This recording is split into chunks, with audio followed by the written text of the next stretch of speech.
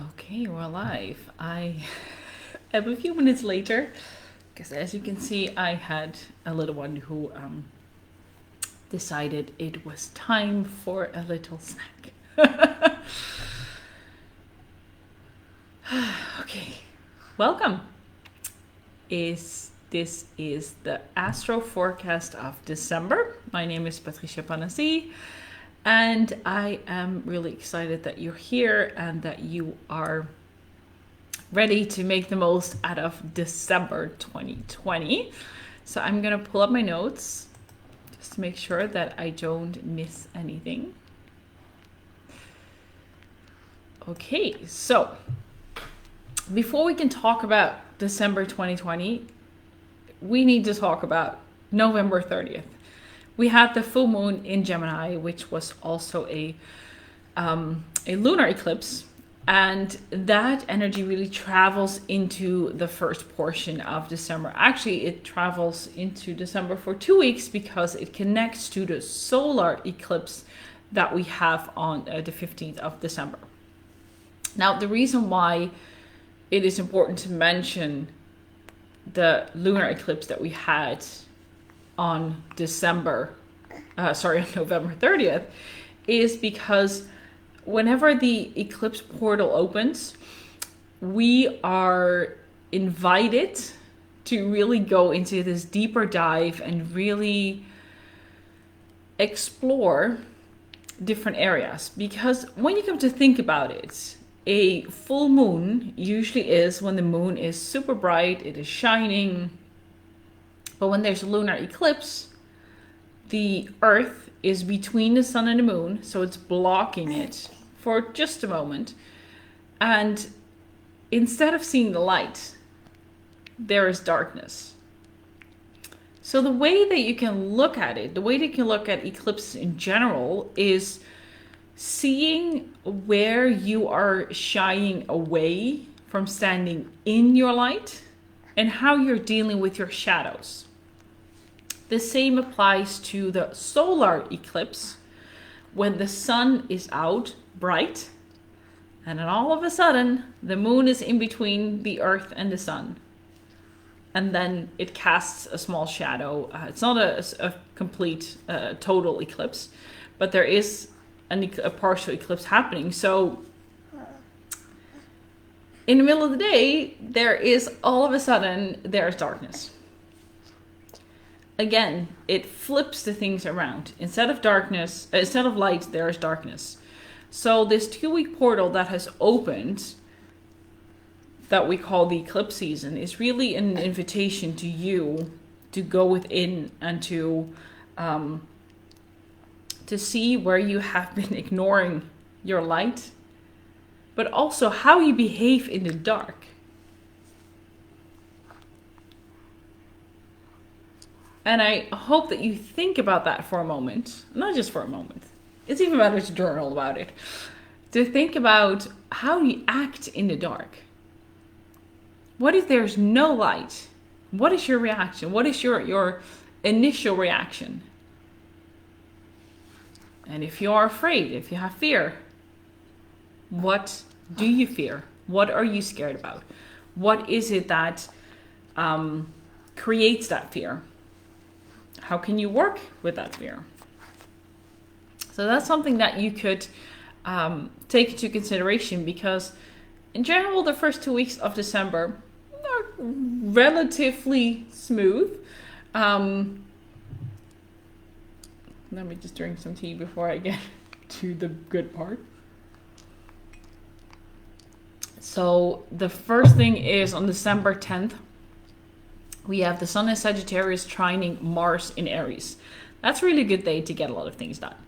That is a day to really get like the power and the highlight, because Sagittarius, fire sign, Aries, fire sign, these two combined really help you to really get the momentum going. So use that energy. It's on December 10th.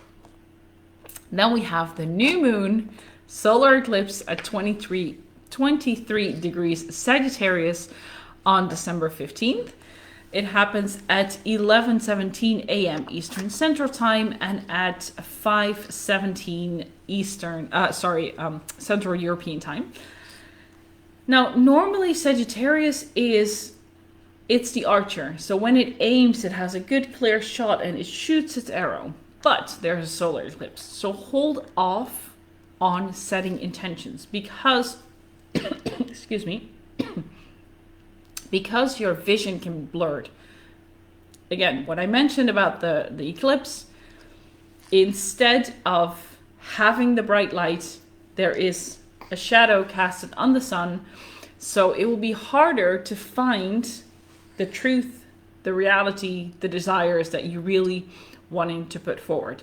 So if you have a practice around the full and the new moons, on this new moon on December 15th, hold off on setting your intentions just yet.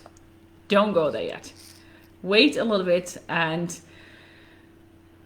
pause until you feel you get more clarity.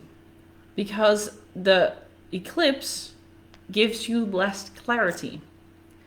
So if you are trying to set your intentions, they're most likely not in line with your true desires. And then when you come for a full circle to the next new moon, you kind of maybe feel disappointed because none of your intentions came through. And that is because the intentions that you set on an eclipse are not your true intentions, are not your true desires. They're blurry, they're foggy. So hold off on that. Now on that same day, we have Mercury in Scorpio trining Mars in Aries. And this activates this new moon even more, where there is this need for depth, this need for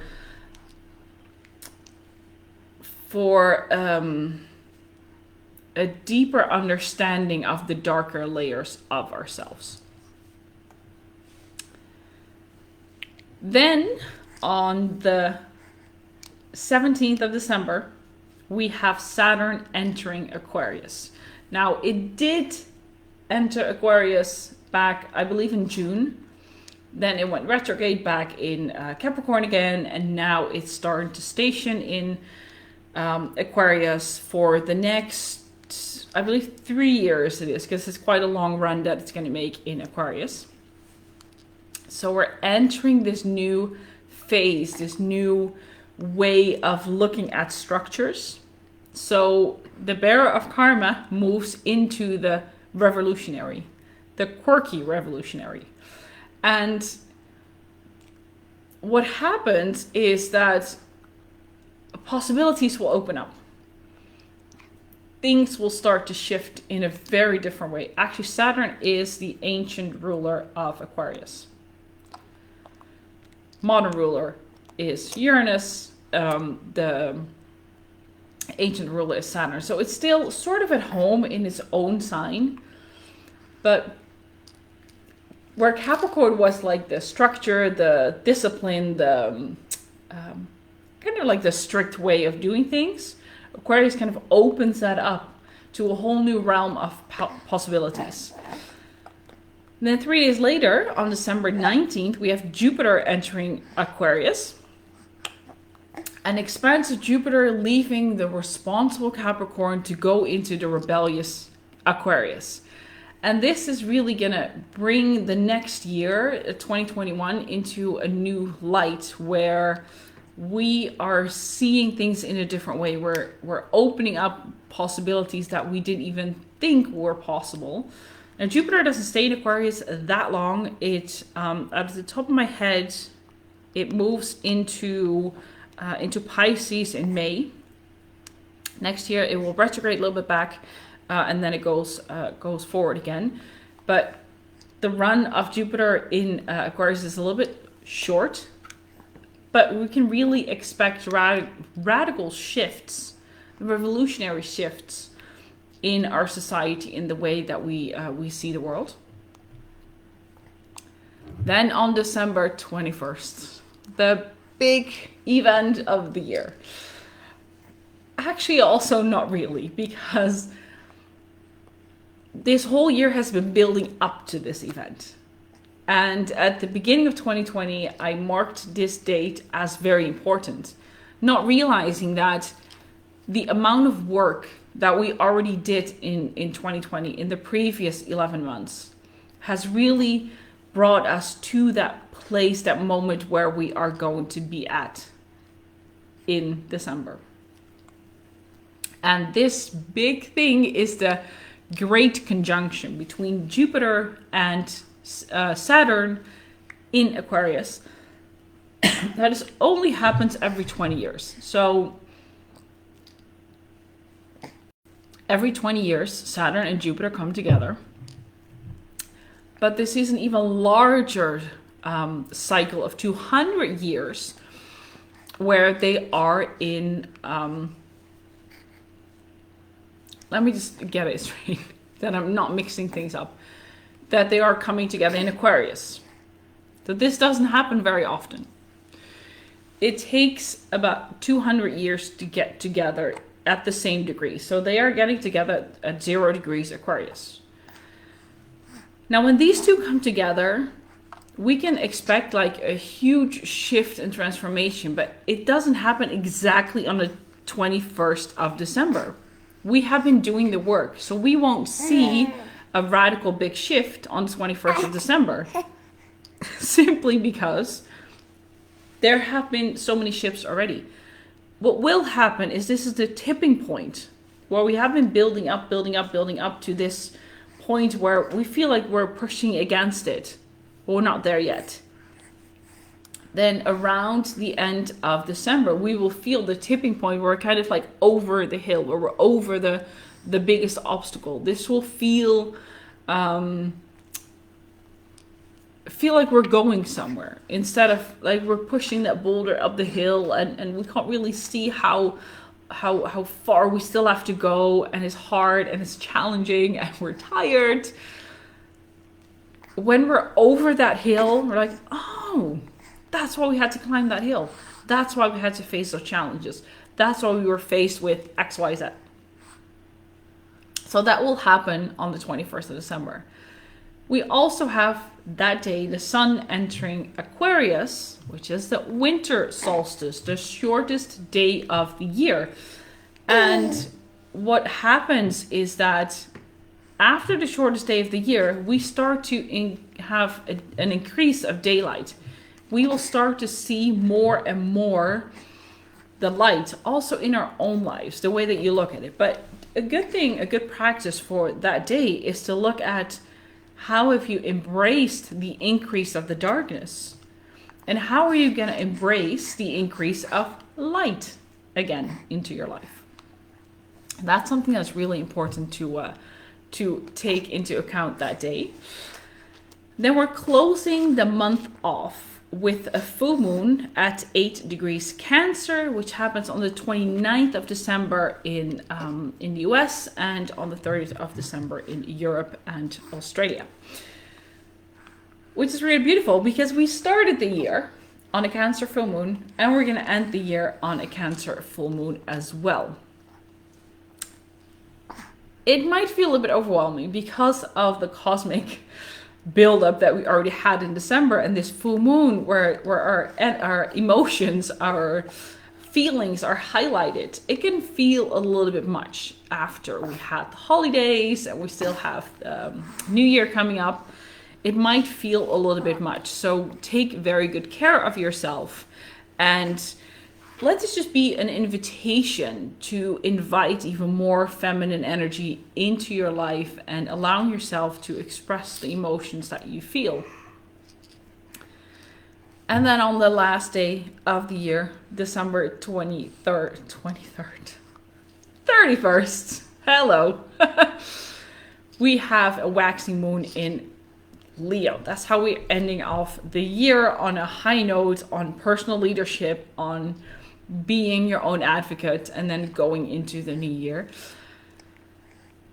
2020 has been a year where we did the unexpected.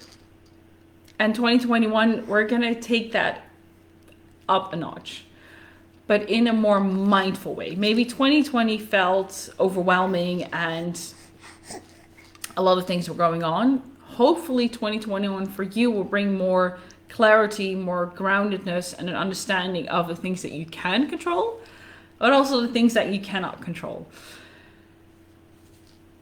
And I'm gonna leave it at that. I will do a 2020 review to see what happened, what was going on in January, to really look back at what happened and all the lessons that we can take from it. For now, I just want to wish you an amazing December. Make the most of this month. And I'm gonna wrap it up. I hope that you got some good insights. If you have any more questions or if you want some more information, let me know in the comments, and I will talk to you again very soon.